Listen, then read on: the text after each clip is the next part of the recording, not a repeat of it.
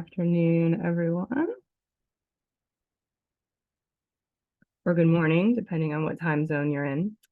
Welcome to the SEMC October virtual program, How to Acquire Funding for Your Collection Storage. My name is Zinnia Willits, and I am the Executive Director of the Southeastern Museums Conference. My pronouns are she, her. In the spirit of accessibility, I offer the following visual description of myself. I'm a light-skinned white female with reddish-brown hair, and today I'm wearing a blue sweater as the temperatures have finally cooled here in Charleston, South Carolina. A warm welcome to all our members joining us today, as well as those who may be new to SEMC.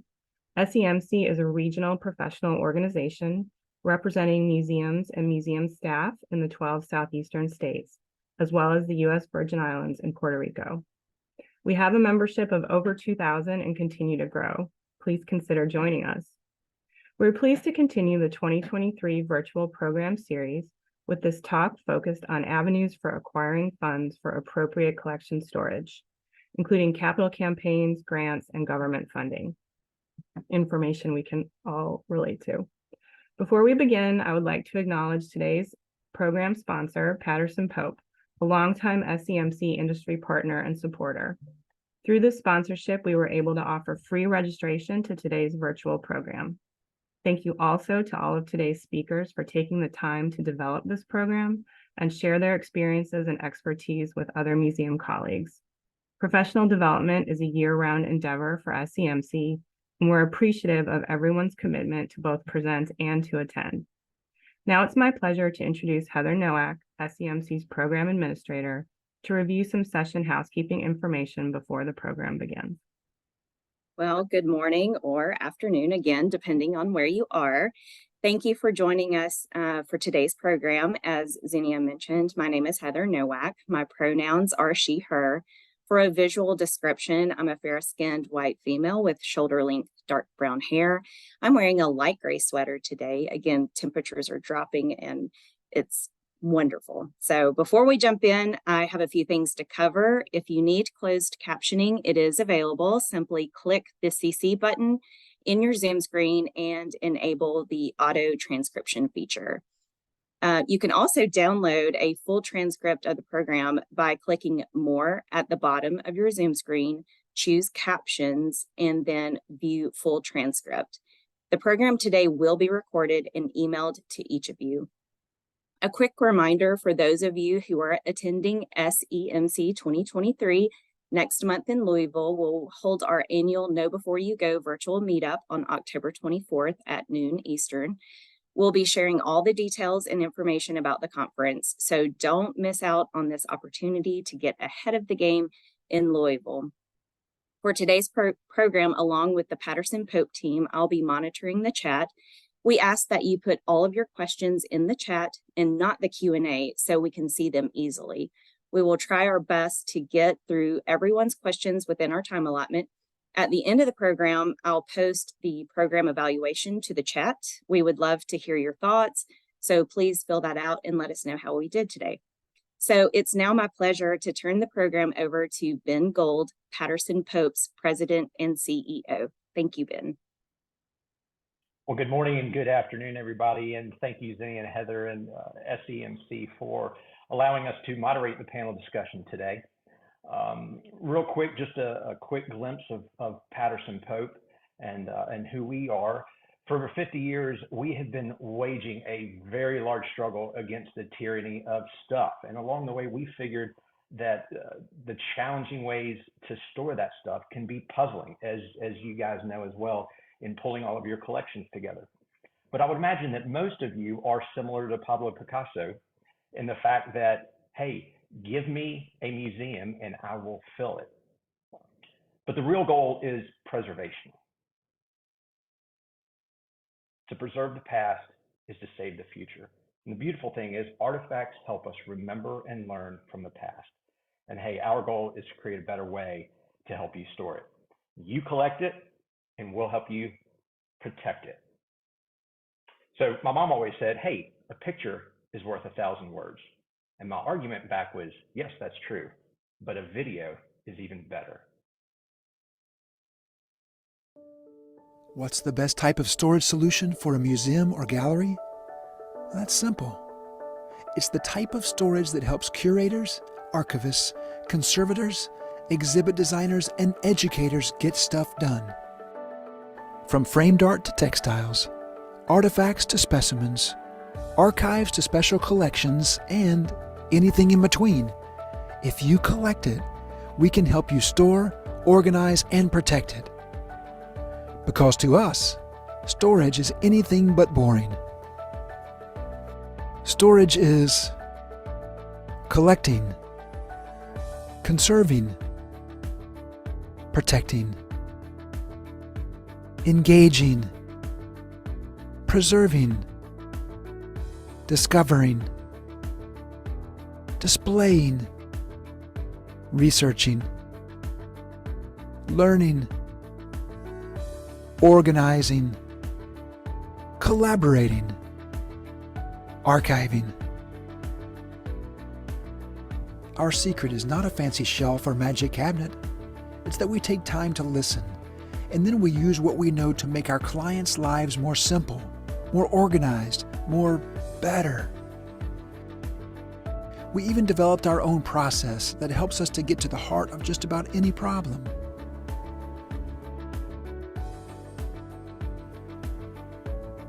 Want to find out how we can help solve your storage challenges? Click below and get in touch today.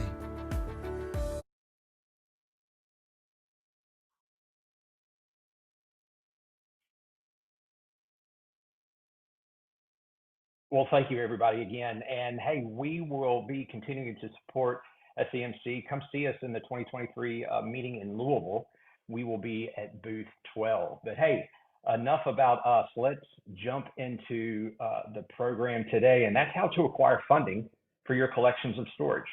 And so let's meet our panel. We've got Paul Crater, the Vice President of Collections and Reference Services at Atlanta History Center. We have with us Meg Gaillard, Heritage Trust Archaeologist for Land, Water, and Conservation Division of South Carolina Department of Natural Resources. And last but not least, we've got Patrick Lewis, the Director of Collection Research, the Filson Historical Society. Welcome, everybody. Really appreciate you guys joining us today. So we will jump into some questions, and then we'll just pass those along. And so the first question really shoot over before we jump in, I forgot we're going to let everybody do a quick introduction of each other and give a little bit more historical background.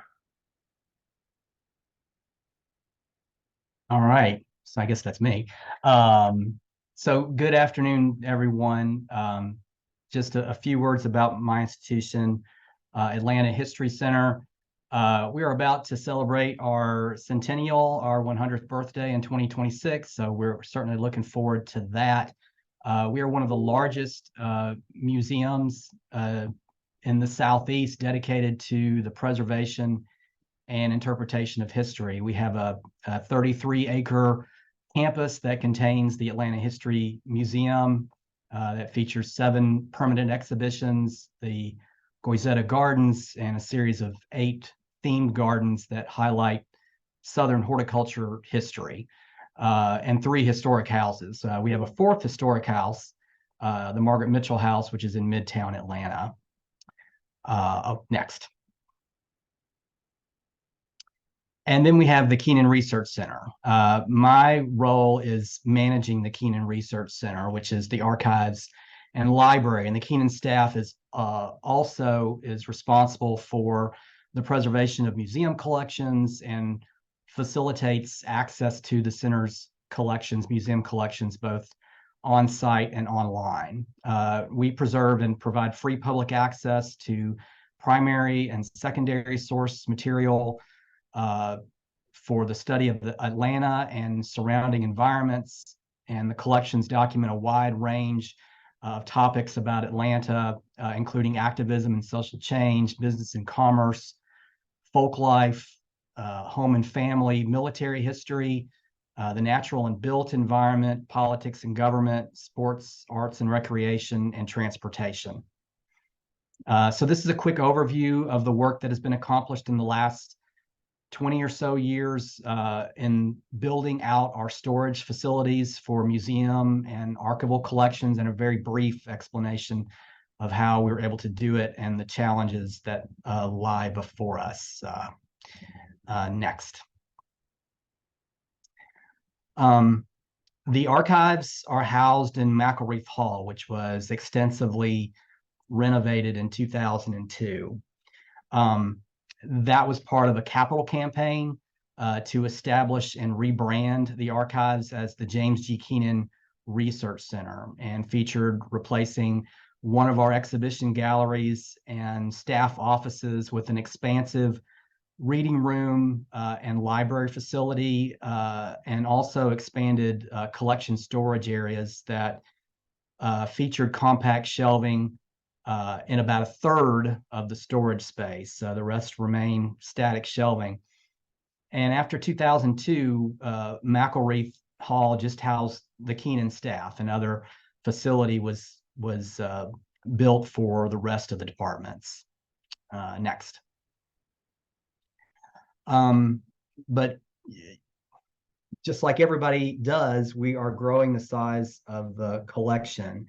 And we bought about 15 years of time to do that. And then we were again running out of space, of shelf space, for archival collections in particular. And instead of installing new compact shelving in existing spaces, we repurposed an area on our campus to install compact shelving for unprocessed archival collections. And this was done by a grant from a local philanthropy who we had worked in the past and was interested in helping us accomplish this mission-driven goal. So our mission's clearly aligned. Next.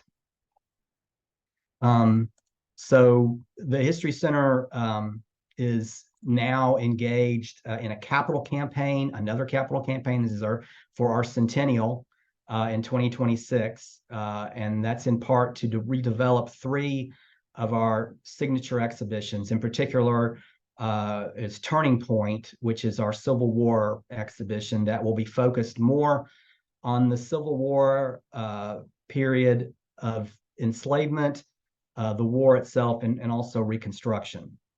There are roughly 12,000 objects in Turning Point, and they will need to have proper storage when that exhibition closes in the next couple of years. So part of that capital campaign will be an effort to raise funds to build out another part of the campus to hold compact shelving. Next. And there are also, as there will always be additional archival storage needs. And in 2021, we acquired the records of Norfolk Southern, who was able to fund shelving space where their records will be stored. We made the case that we needed additional compact shelving to store all of their ledgers and minute books and things like that for their company and for all the predecessor lines. So it's a substantial collection. The images you see here are the dedicated storage space to preserve City of Atlanta and Fulton County records. And this is a collection that expands every 8 years when the City Council transfers legislation to us. And to keep up with the legislation that comes to us, we need additional compact shelving that will accommodate the anticipated volume of materials that will get into the 21st century. And in this case, we don't have any compact shelving at all. It's just static shelving. And so we need compact shelving that would expand the amount of shelving space that we have. So finding funding for collections storage shelving is really one of the most challenging things we face.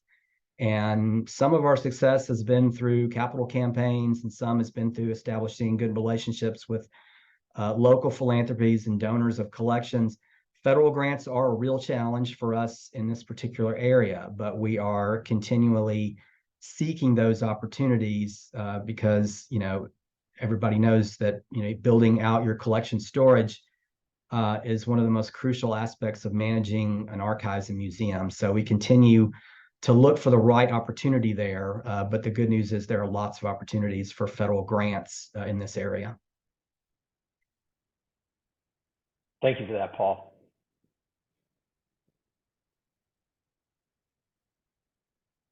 Afternoon, everybody. So I'm Meg Gaillard. I'm an archaeologist with the South Carolina Department of Natural Resources Heritage Trust Program.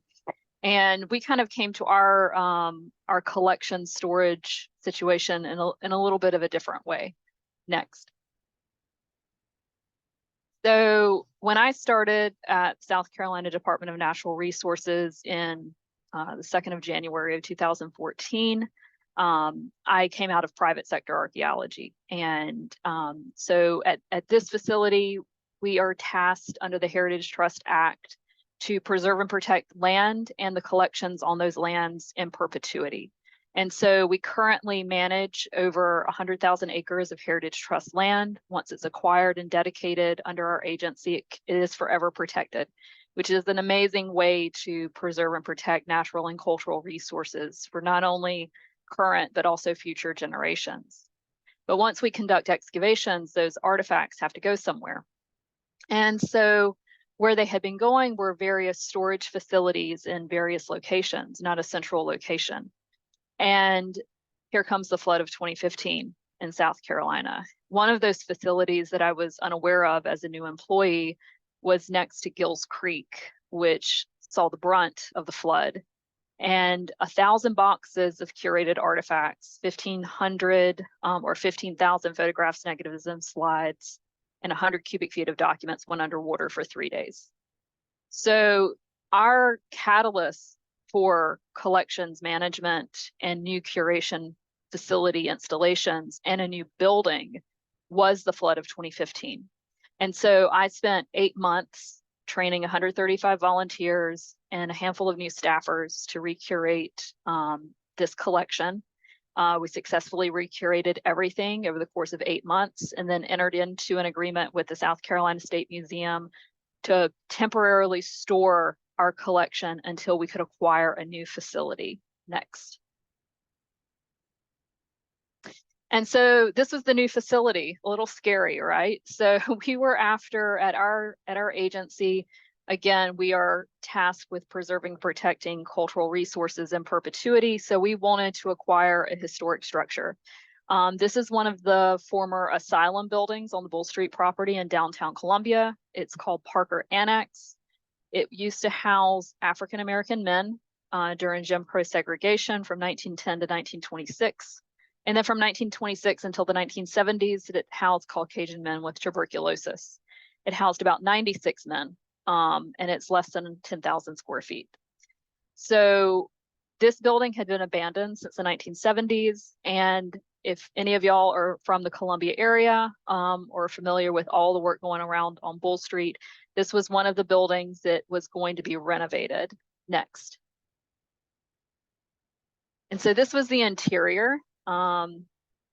There were homeless individuals living in this facility, and it had been used by them for about 30 years following abandonment. Next. So a company called Diversified Development, or D2, acquired the building from the state government through Hughes Development, who now owns the whole 180 acres out here at Bull Street. And they started the renovation efforts. So at that time, we were wrapping up our kind of recuration of all the artifacts and documents and photographs, negatives, and slides that had been through the flood. And we're actively seeking out a historic structure to not only house our collection that we are obligated under law to protect in perpetuity and also make available to other researchers, but also to house our staff, have a working laboratory, have a library, have a conference area, have a teaching space, all these things that we didn't have at that time. My office at the time of the flood was a converted closet in our main building. Had no laboratory, I had no curation in our central office. So we were actively seeking out a place, a central location out of a flood zone that could house everything under one roof. And Parker Annex fit that bill. Next. And so in April 2017, we entered into a lease agreement with Diversified Development for acquiring Parker Annex. And at that time, we started working with Patterson Pope and many other vendors to outfit the facility to our specifications and what we wanted. So we installed high density shelving that could have over 1,700 curation boxes. We put in a functioning laboratory that can seat 24 students. We put in a library that has multiple volumes for our research, as well as office space and research and conference space. Next. But as you all know, you have only so much money every fiscal year. You only have so much money rolling in to do certain things. So essentially, when we initially did installations at Parker Annex, we had to select fiscal year to fiscal year what we could afford to do. And essentially, as we outfitted Parker Annex coming out of the flood, we have funding through the Heritage Trust Act, through the Heritage Trust Land Fund. That's where our funding comes from. We get 10 cents off of every $1.30 from the documentary or deed stamp tax. So when you buy and sell property, buy and sell a house, the tax on that deed, part of that comes to our team. So 10 cents off of every $1.30. And that is where our funding comes from. It is reinvested, and we are allocated by our board to use a certain percentage of that budget. So from fiscal year to fiscal year, I can't just go into the bank account and take whatever I want, but I can ask for certain amounts of money. What we ended up doing following the flood of 2015, leading into the building out of Parker Annex, is basically shifted our focus from any kind of excavation or work on properties to solely focusing on outfitting the building and getting physically where we needed to be. And so it was more of an availability of reshuffling our funding for us. And that's how we were able to purchase these things and outfit our building. But we put in things year after year. And so the collection cabinets that was in the prior image is an example of something we were only able to put in just last year or the year before into our budget.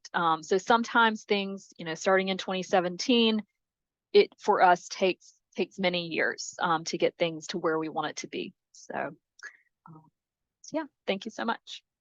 Meg, thank you so much for that and all the hard work that you put into that. And so we will wrap up the introduction piece with Patrick. Hey y'all, I'm Patrick from Filson Historical Society. Those of you who will be coming to Louisville for the conference, please pop down 3rd Street and see us and come take a look at some of these spaces that we're going to talk about next. So storage space and concerns have been sort of in the Filson's DNA since the very beginning. We were founded in 1884.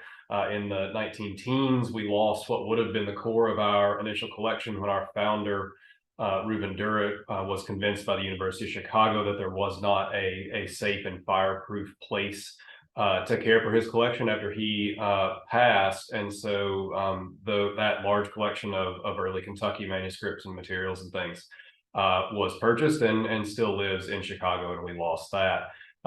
Purchased a building in 1929, another old house in the same neighborhood that the campaign was based around a secure storage facility and a research library. In the mid-'80s, we moved down to this mansion here on 3rd Street called the Ferguson Mansion.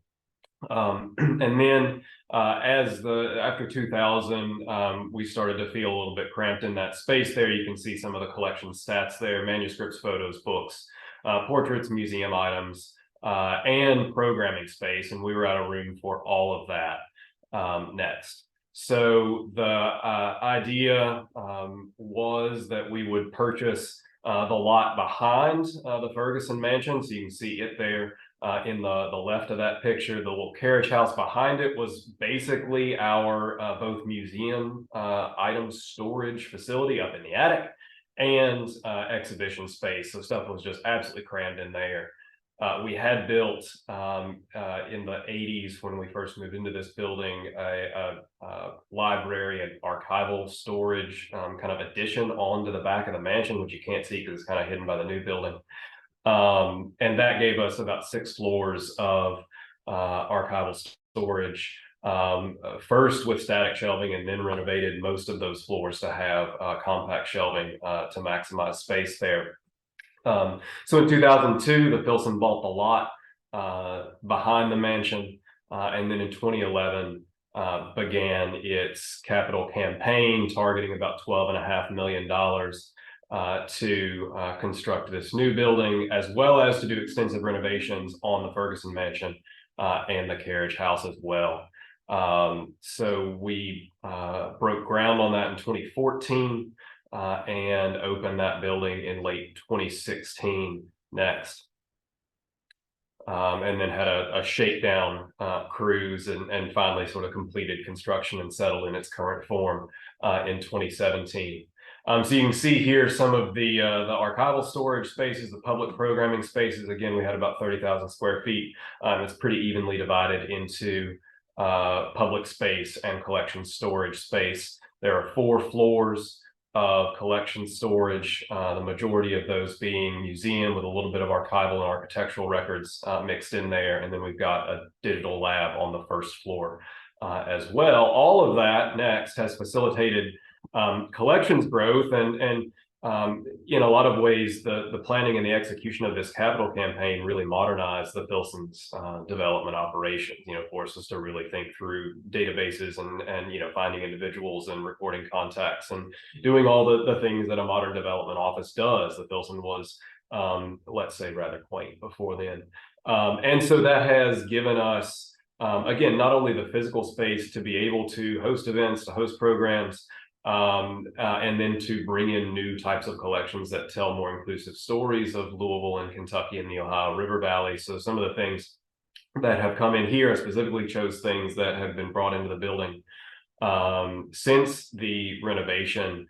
And I would like to point out that, after the completion of this capital campaign that we did to build the building, now we've had a very successful endowment for a Jewish curatorial program that was over $2 million. And we're in the middle of another campaign to endow an African-American curator and support positions with a target ultimately of $3.5 million. And we're at a little over 2 right now in hand. So, the knock-on effect from the fundraising for a building is you have then the experience in-house to turn that attention to other needs that the institution has. So I'll wrap up. Well, listen, thank you so much, Paul, Meg, and Patrick, for a little bit deeper dive into the introductions of the challenges that you guys have been able to work through. Real quick to all the participants, if you have any questions, as stated before, we're going to put those into the chat feature, and we're going to get into some of the general Q&A now. And this will be a little bit of a popcorn approach. So curious, we'll start with you, Paul. What does the process look like for your funding source specifically? Well, we have a development office that we meet with regularly that helps tremendously with keeping an eye out on funding sources, particularly government funding sources, but also keeps an eye out to matching up our needs with donors that they are cultivating if there might be a match. But after an opportunity is identified, it's really on me and my staff to do the application, provide the premise, understand what we need to have in place before we apply, what's the justification, the budget and deliverables and everything necessary. For federal grants and most grants, it's usually a pretty straightforward process in applying. There are 2 main sources that we go to in terms of federal grants, and that's the National Endowment for Humanities for grants to enhance our storage capabilities. I'll say that. NEH, National Endowment for the Humanities, and the Institute for Museum and Library Services, which is IMLS. For both, they have an easy way to search their available grants. And you can check to see if you're an institution that's eligible for that grant and start to really dive into notices of the funding opportunities, the different opportunities that they have. and they usually provide examples of successful applications and what goes into an evaluation of an application. And I think really importantly, they provide opportunities to talk with grant officers and program officers, and obviously instructions on how to submit. It's a straightforward process for federal grants, but it's a very rigorous and competitive process, is how I would describe that. Just how I would describe the applying for federal grants. Paul, thank you for that. Meg, same question to you. Just if you wouldn't mind going through, what does the process look like kind of from your funding source? Right. So we're a little bit different in that, our main line of funding is the Heritage Trust Fund. And so what that looks like for us, we plan out our budgets 3 years in advance, and then our budgets are approved by the Heritage Trust Board, the Land Water Conservation Division Board at the Department of Natural Resources, and potentially the head DNR board. So we have to go through kind of 3 steps. In the situation of where we found ourselves leading up to the acquisition of this building and then outfitting it wasn't in the plan because we didn't know the flood was coming. And so it was kind of this idea of being able to work very closely with a board and, give as much information as you can to them to allow them to understand why you're not going to be doing an excavation or a planned project and why you need to take that money and move it elsewhere, and just having a very transparent conversation about where your organization stands. One of the things I did do, following the flood of 2015, we were in a triage facility for 8 months during the flood recovery efforts. And we actually moved our board meeting to that facility and had the board sit in the middle of all the nasty artifacts that had been in the floodwaters. And so they got to smell it and see it for a couple hours. And that really kind of cinched in the fact that we needed a place and we needed stats and we needed a library in a safe environment. So for us, it's an open conversation. It's transparency. It's showing a board the reality of what a staff needs to move forward and not deal with another disaster like what we experienced. Meg, thanks for that, and thanks for sharing. I think that's a great idea to kind of bring your board members into the middle of everything that you all are dealing with, for them to understand the real unbelievable challenges that you guys were faced with. Patrick, same to you. What, from a process perspective, what does the different funding source look like from your process? Yeah, absolutely. Well, I echo Meg and say it really does start with the board and make sure everybody's behind it, and that that can involve even thinking proactively about the next couple of years of board recruitment and who you can bring onto your board who has maybe experience in doing a campaign like this, or maybe shares the vision that you have for where the organization is headed. Each sort of iteration of the Filsons, sort of purchasing or expanding a building, and this is going back 100 years now, has come with a serious conversation around the leadership about, where do we want to be in the city? What kind of space do we need? What does that look like? Should we stay in the same neighborhood where we've always been? Do we move out to the suburbs? All these have been really legitimate questions that have been debated. And then once you get that consensus on the board, then you can really move forward. The next step, for us, again, starting with this capital campaign for this building, and then for any of the things we've done going forward, is really taking a serious look at your donor lists, your membership lists, taking a look at the foundations and the individuals in your city or your region that are supporting something like this, and figuring out how they can all fit into the puzzle of this long-term campaign that you're trying to lead, right? You've got to make sure that you've got enough initial funding in the bank already, that you can start things off, and then you've got to have a plan for finishing that up. Matching up with granting cycles, particularly of foundations or of the sort of commitment peaks and arcs of individuals, right? When they make gifts over a number of years and spread out those donations, you've got to make sure that you've got that cash flow in hand to get started and then sustain operations going forward. So it's a lot of data. Thanks for that. And so again, we'll popcorn this around, and I know that some of these questions are going to be relevant and some are not. So if we get to a question that's irrelevant, just say, hey, that's not really relevant to me, and we can pass on that. But I'd be curious for all of the things that you guys go through, and Paul, we'll start back with you. What are some of the challenges that are typical for your specific funding source? Well, I'll go back to federal grants, which they really require a lot of planning and research to match what you want to do. They do not often, from my experience, fund really straightforward kind of one-dimensional projects.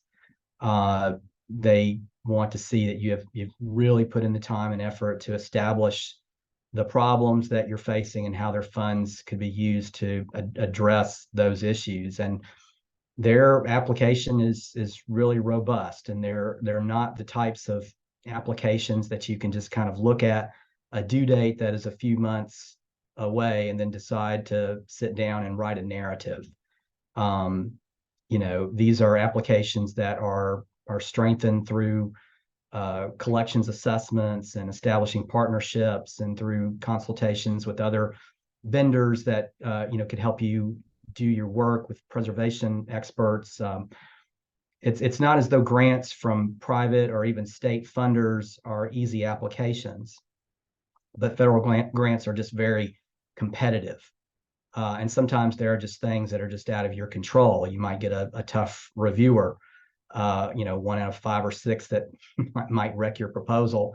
It's just a very heightened process that I just think shouldn't be taken lightly. In some instances, a challenge is that we're an institution that focuses on local history, and not everything that we have is relevant to a national of a national issue. And that these institutions, federal grants, really sort of, look to fund projects whose collections can really speak to that. So that on occasion can be an issue as well. Thank you for that, Paul. Meg, same thing to you. Just any unique challenges that are typical for what you were rely on for a funding source? Yeah, so with the Heritage Trust Fund, I mean, our biggest challenge is the waxing and waning of the economy, right? So we're relying on people purchasing and selling land in order to build that fund. And the recession was horrendous. Basically, people on this staff bought pens and pencils and could only do the bare minimum. And so you kind of plan for that. Planning, like Paul said, is essential. It's key. We're able to kind of look at market trends and kind of predict the future, but it's never 100%. But that long-term planning is absolutely essential. Knowing where you currently stand, what you need, kind of thinking long range, and then planning out for those waxes and wanes in the economy for us is key for those financial challenges. And then the other thing I'll add for our act and the funding source that we have to use is it is obligated to support heritage trust properties. And so we don't necessarily, we can't legally use the funds for anything else. It has to be used for heritage trust lands and then the collections that come off of those lands. So we have to be, like many other organizations, very careful with the fund and how it's supposed to be allocated. And that can also be a challenge when you want to or need to use it in other ways. Yeah, Meg, thank you for that. Patrick, I know you with the capital campaigns and probably private funding from your perspective, challenges that you run into day in and day out. Yeah, I think on a couple of different levels. One from just the pure fundraising perspective. Anytime you're raising money for infrastructure, right, and for collections management and processing and storage, you've got to really connect those stories that people like to see out in public. Collect or sell the possibilities like the stories that you can tell, the stories that we haven't captured yet, and these spaces will help us better preserve that, right? We always fall back on longevity, right? Filson's been here for nearly 140 years. We don't plan on going anywhere. We want a secure place to know that your family's materials are going to be taken care of, right? So really finding some language that resonates with donors for some spaces ultimately that are not public, right? That are behind lock and key and badge and everything else. And then I think also, in doing any kind of project like this, anticipate the disruption to your everyday operations, right? This is going to take away the time of your development staff, your leadership staff. A lot of your board member energy is going to be focused on this. And so, don't expect that everything will continue to be operating at the same, sort of high capacity that it was before. This is real time that you got to commit. And then, even during the construction and renovation phases themselves, anticipate those disruptions to staff, to library patrons. Stuff's moving, stuff's going on site, stuff's shifting off when we're going floor by floor. And a researcher coming in is probably not going to have the same quality experience that they're used to having. And so we have to sort of be very upfront about that and do the best we can, but you got to plan for it. Patrick, thanks for that. And with everybody that, from a participant perspective that is on here, they have varying degrees of reference points and how long they've been doing this. Paul, I'm curious, where do you start or look for available funds? Well, IMLS has its Institute of Museum and Library Services has a federal grant, has several opportunities for museums and archives and libraries who are seeking to upgrade their collections facilities, either through new shelving, through storage furniture, or upgrades to their climate control system. And these are all, there are several. There are all grant programs that have funded museum storage projects, as late as 2023, and they're all tailored to, they're tailored to different institutions' size and also to their collecting focus as well. Their IMLS offers a grant opportunity called Inspire Grants for Small Museums, and they've funded preservation projects that involve rehousing of collections or collections management projects, and even collections cataloging, and they fund up to $75,000. They also fund projects geared towards specific types of institutions. So they have a museum grants for African American history and culture. That's up to $500,000, and for Native American and Hawaiian museums programs up to $250,000. And those are, to build the capacity out, to install shelving systems and storage capabilities and compact shelving and condition reports and updating catalog records, multi sort of tasked or discipline type projects that they have funded. And they also have the Museums for America grant, which is for any size institution. That's they fund, and that's for, they have several tracks on that, and one of is collection stewardship and access, and that's available up to $250,000. And then Save America's Treasures also has a preservation assistance program. It's geared through the National Park Service for up to $750,000, and that's for any size institutions. So, I think IMLS has a page where you can search awarded grants, and you can search by keyword that might yield successful applications that involve the type of project that you're thinking about doing. You might want to take that opportunity to reach out to the institutions that landed those grants. And from my experience, museums and archives colleagues were very willing and open to sharing their application and their projects, so that might give you kind of an edge in doing that. NEH as well, I could get into as well. Paul, thanks. I'm sure that's helpful to a lot of people that are on the call here. Meg, don't know if this question maybe pertains to you with the Heritage Trust Fund, but if you have any insight on, hey, where do you start, or is there any different availability for funds? Love for you to comment on that. Yeah, I can kind of comment kind of adjacently. So, I mean, with our situation, we were approved to use the fund for our curation stacks for what we needed. But once we started outfitting the facility, only certain staff needed to be here doing that. And so what do you do with the rest of your staff when you want to go into the field and do your normal work, your excavations, your property management?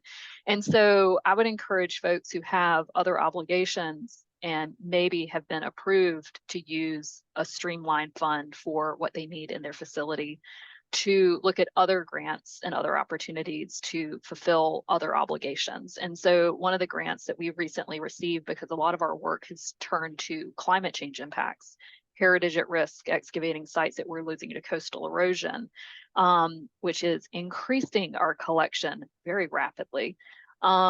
We have emergency supplemental funds that are managed by the National Park Service. And so those are other grants that we go after. And so that alleviates money out of our normal stream of funding to be used for ongoing projects that we would have tapped into for the Heritage Trust Fund.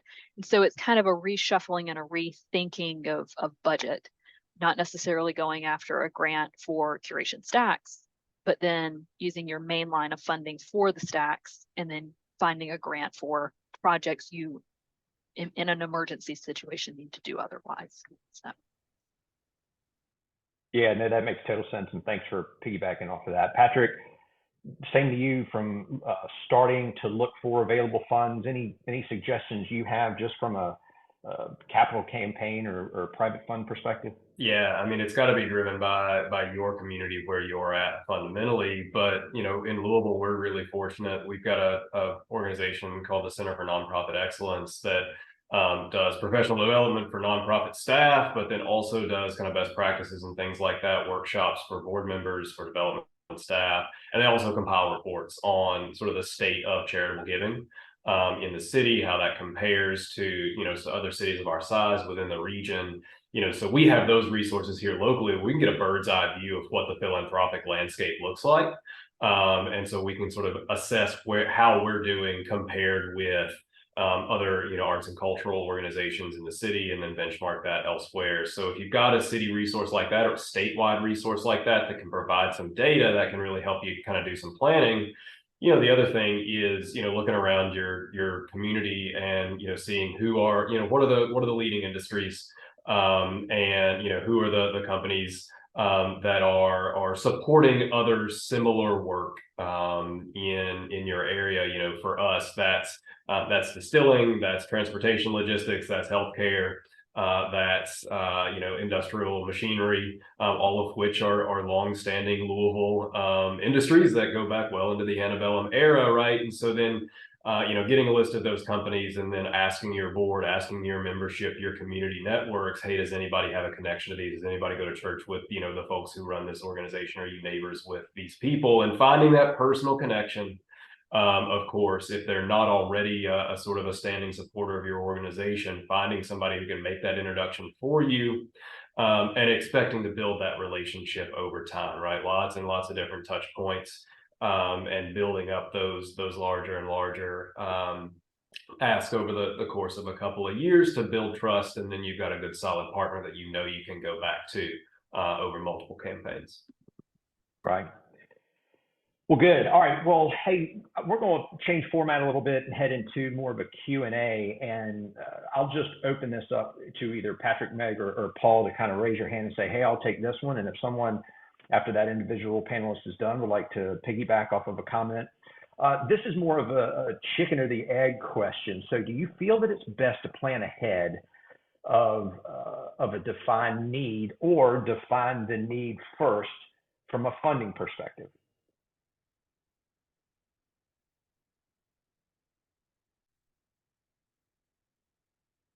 Yes, for me, it would be defining the need first. and then trying to find vendors and other partners to help you kind of develop the resources you need for your project and the work that you need to do to develop the data surrounding your project so that you have really good information to provide to a particular funder. You know what your costs look like. Obviously, plan way ahead by reading grant narratives way in advance. If you know specific opportunities, and just finding the best opportunity that would fit, and attend the grant webinars, and that provide an opportunity to listen to grant officers to explain what a particular grant does, and email back and forth if you can with grant staff that can really clarify what it is that you think they're going to that they might accept and what they might not. So I hate writing grants at the last minute. So if at all possible, know what your priorities are, scope out the possible funds. If you have a development office, obviously work with them to target opportunities, and always be thinking about what you want to say and what your needs are. Sounds simplistic, but it kind of, for me, that's kind of how it goes. No, and I appreciate that. I'd add on to that, it's not just about planning for your immediate project that you want to get done over the next few years. You've also got to start thinking, with your board and with your staff about what's your organization going to look like after this thing gets done, right? Because it will fundamentally change your operations having this new space, whether that expands collections, whether that expands your public capacity, more research space, more event space. And you probably need to be planning to sustain, that fundraising, even beyond that, because the last thing you want is this shiny new space, but a staff that's really exhausted and overtaxed trying to do the new stuff that you're now able to do.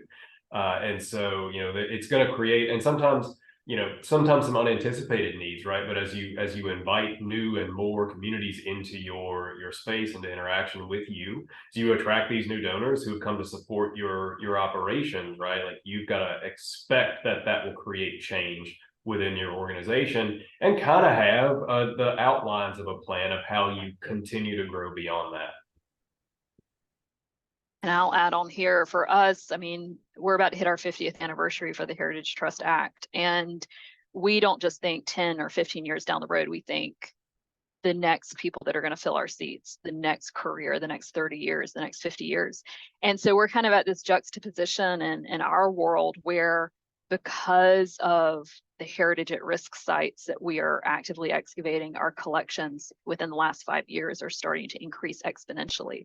And this is going to be a huge problem in the southeastern US. There's a prediction of over 20,000 known archaeological sites that'll be underwater in the next 100 years. So we're going to see a rapid increase in collections just from these particular sites along our coast. And so I think for us, it's that, like we've talked about before, open dialogue with your board, open dialogue with your funders, and kind of that conversation of, it's not just us, it's not just our institution. This is a regional and global issue. And so help us do what we need to do, and letting them into that bigger global conversation, or conversations that are happening, to let you be kind of a glowing light in what you need to do for the correct preservation and conservation of your collections. Okay.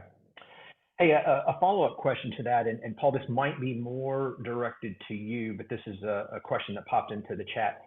My organization is just developing, and we are starting to build our collection. Our biggest roadblock is not having a dedicated space for the collections. Is there grant funding available for outfitting our to be determined space? For building a physical structure? That's what it sounds like. Okay. I don't know of any federal grant that's a preservation grant for collection storage that would build a facility. Most of the grants that I'm familiar with would build within the footprint of a facility, through with shelving, with HVAC, with collections, storage furniture, and things like that. I'm not aware of one. Patrick or Meg might know. Yeah, those federal grants, the terms of them are pretty restrictive, but yeah. Now I would, differentiate. We, get lots of grants from private foundations here in the city, again, that are term grants, but in terms of the applications, the restrictions between that and the federal, it's almost a different world. And in my world, that becomes the capital campaign. It's a very different road. Well, good. Well, everybody, listen, I appreciate everyone's time. And real quick, we've got just a few more minutes. We're going to stay on a little bit longer. I'm going to let Zinnia and Heather kind of have some closing comments here in a minute. But just wanted to let everybody know on the call, we are considering turning this discussion into a series next year, and would love for all the participants that are on here, if you have some suggestions or some related topics that you'd like to hear about, throw those into the chat feature. We'll take a look at those and look for continued discussion for next year. But I'd love to bring Zinnia and Heather on for some closing comments. The rest of us afterwards, if some of you would like to stay on, there are just maybe one or two more questions that we might dive into for a few more minutes, but I'll bring on Zinnia and Heather for some closing remarks. Well, we appreciate you guys for taking the time to come out and hear about how to acquire funding. I know it's a huge thing we have to really think about, and I appreciate you guys for taking the time to answer questions and to help us just feel more comfortable in how to acquire funding. So I just ask you all to fill out the session or the program evaluation, and let us know how we did. Otherwise, if you need to go, we thank you so much for coming in today. Zinnia. And I just want to say this session is very near and dear to my heart. For those that don't know my background, I spent 17 years at the Gibbs Museum of Art in Charleston, South Carolina, before this job as the director of collections and operations. I don't even remember I had a crazy title by the end, where I was basically in charge of the collection and the building. But we went through a renovation, and for the first time in my career, I had the opportunity, I had the space. I had the physical space to consolidate all of the collections, about 10,000 works that had been stored all over a building. And space is not meant to store collections. I'm sure everybody can relate. I had the space, I didn't have the money. And obviously there was a capital campaign happening, but it really felt the pressure to find the funding for that storage. So I ended up getting a Sustaining Cultural Heritage Collections grant from the National Endowment for the Humanities. But I will tell you, I had to apply for that grant 3 times. The first time I didn't know what I was doing. I didn't know the language. I didn't know the strategy for, there's a language to it. I would just say to those of you who are going for those large grants, don't give up.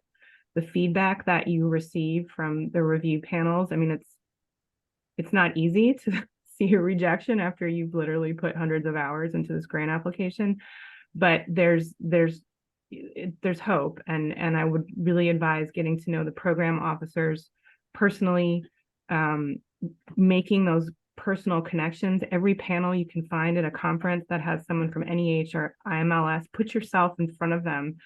Not that they're the ones in the room making the decisions, but it really is helpful in terms of the strategy. So and we did work with Patterson Pope to upfit the entire storage. So fond memories there. But good luck to everybody. Thank you all for being here. This was really a cool session. We'll get the recording, cleaned up and available to everybody in the next few days on the SCMC website. And Zinnia, real quick, I would say when following up on what you said about NEH, they have a preservation assistant grant for smaller institutions, and that's really for institutions who've never received an NEH grant. It's up to $10,000. You can apply for multiple projects that follow each one. For example, you could do a You could follow up a preservation assessment project with a grant to purchase preservation supplies or storage furniture or flat files, things like that. There are multiple activities you could apply for, a collections assessment, supplies, preservation workshops, consultants. They offer dozens of those types of grants every year, and it's up to $10,000. So for small institutions, that opportunity from NEH is a pretty good one.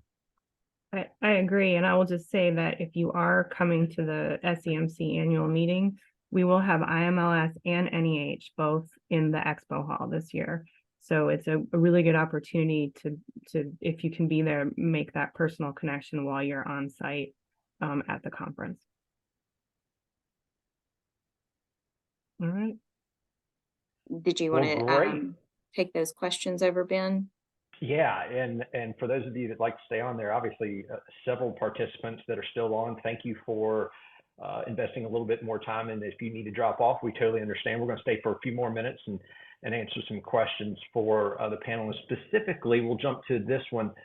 Paul, I believe this was specifically for you. He says, will the gentleman from Atlanta speak to the success his organization has had in requesting and or acquiring preservation support from donors, i.e., tying long-term preservation needs such as equipment, archival supplies, conservation treatments, etc., to any proposed acquisition of collections?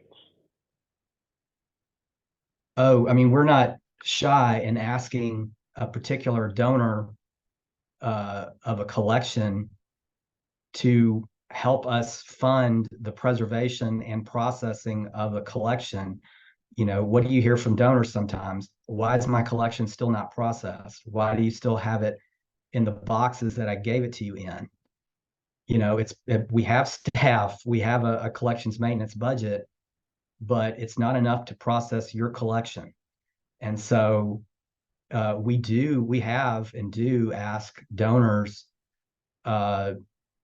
if they're able to fund the processing of the collection and the rehousing and storage of the collection to the point where we really needed to ask a particularly large donor to fund compact shelving for, over 100 years of their administrative records.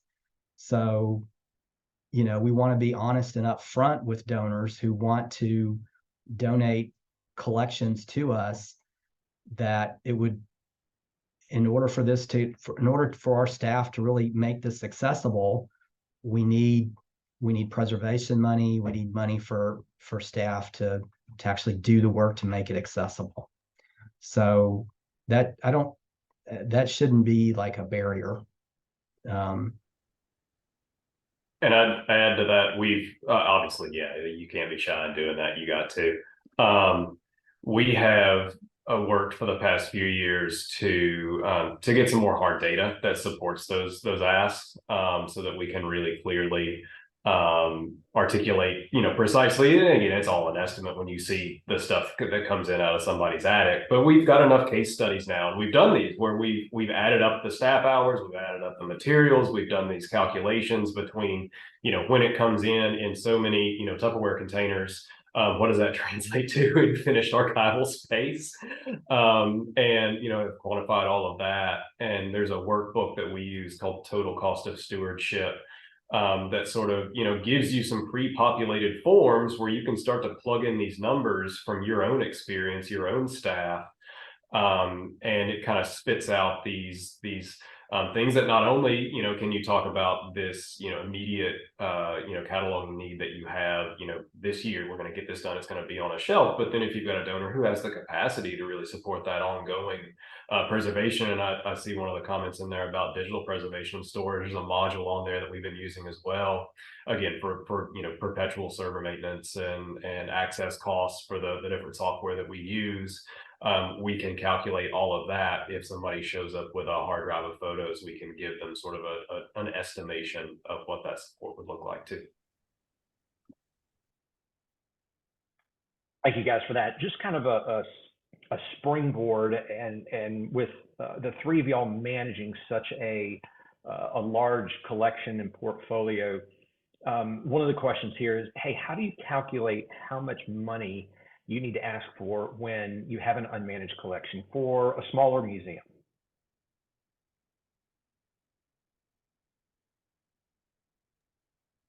Well, yeah, we talk about unmanaged collections. So we just got an IMLS that started in September and will run for the next 2 years, specifically to deal with unprocessed parts of our collection and do that kind of inventory, just to name and get a container level understanding of what we have. And then we can run that, so that's a full-time equivalent and a half that will be working for the next 2 years, just combing through nooks and crannies here. And I mean that quite literally, the stuff that got pulled out of the attic of the old building in 1984 and stuck on a shelf up here. And there is no administrative tracking of that whatsoever.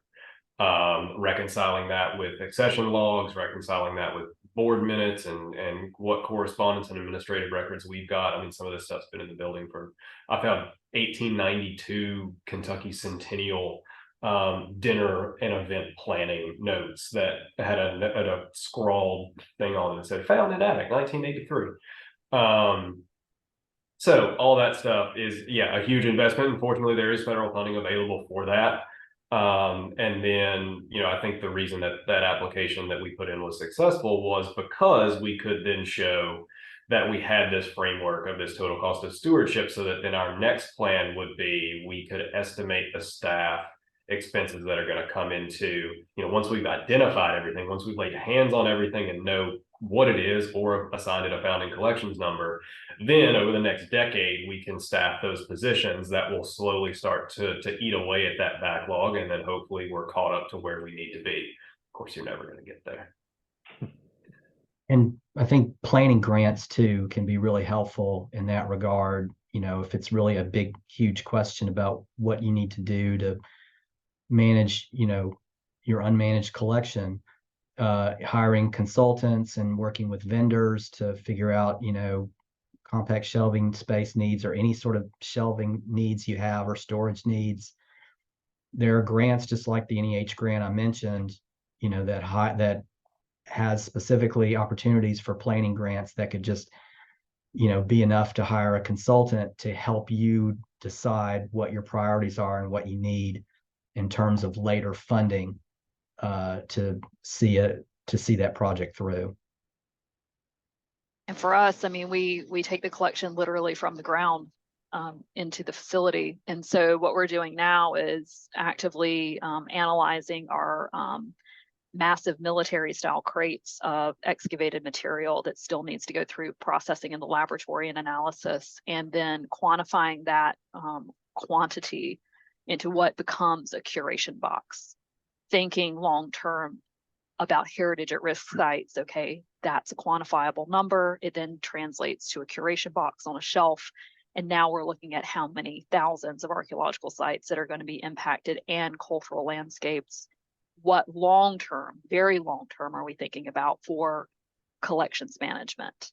And then we start thinking about grants.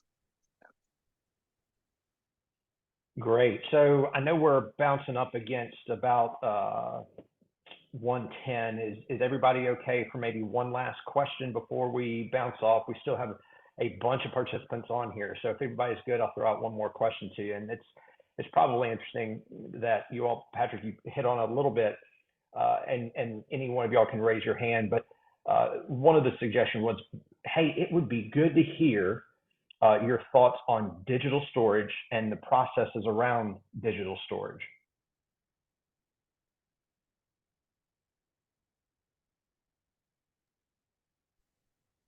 I mean, right now we store our digital assets on a network, and that network is managed by an IT company.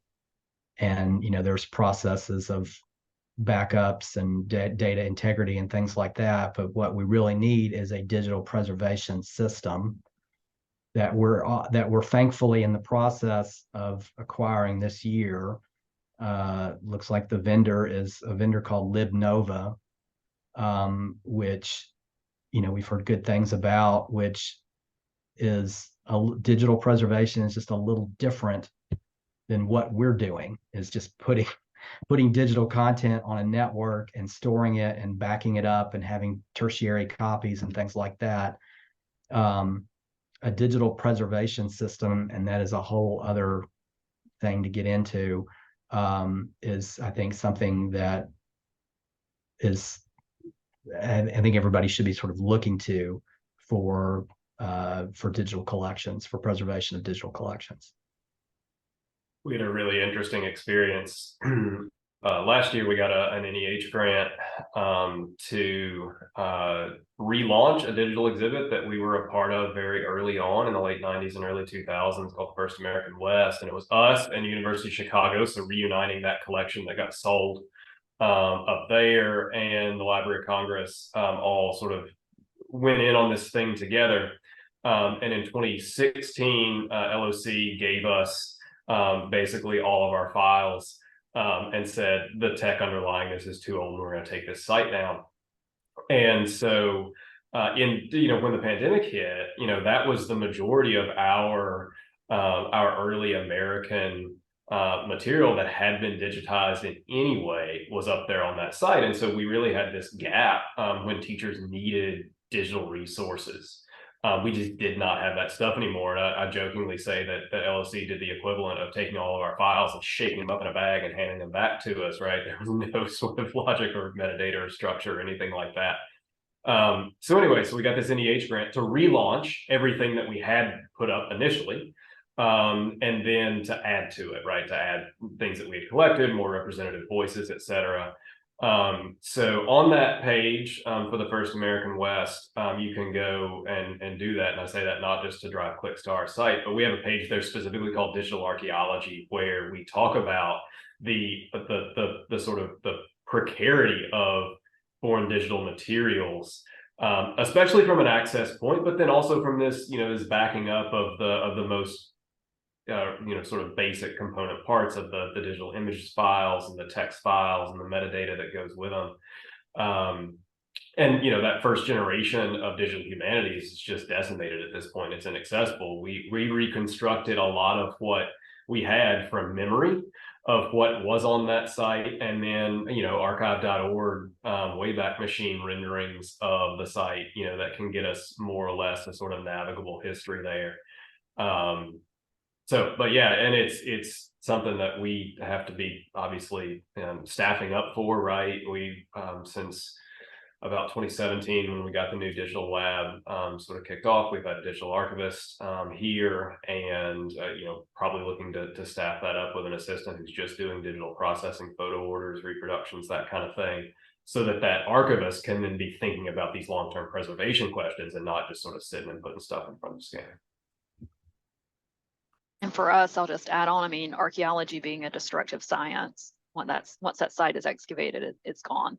And so the digital preservation and digital storage is absolutely essential for us. And then I also think in the context of disasters and preparing an archive for a disaster and making sure that you have multiple versions in multiple places, including multiple maybe countries for your storage. And so those are the conversations we're having with our IT department. Again, being in a government agency, we have to work through the chain of command on that kind of thing. So yeah. Great. So a little bit of a follow-up question to that, and this would be a little bit more specific. Do any of you know of a specific grant or grants that are out there for a collection and moving it digitally, and anything that y'all could speak of that is pretty specific to the digitization of a collection? IMLS offers all kinds of grants for digitization of museum objects, photography of museum objects. We're actually applying to them. I think it's a Museums for America grant. We have a November 15th deadline for that, and that's to digitize or photograph, I think, up to 1,000 of our objects, and to create metadata around those objects.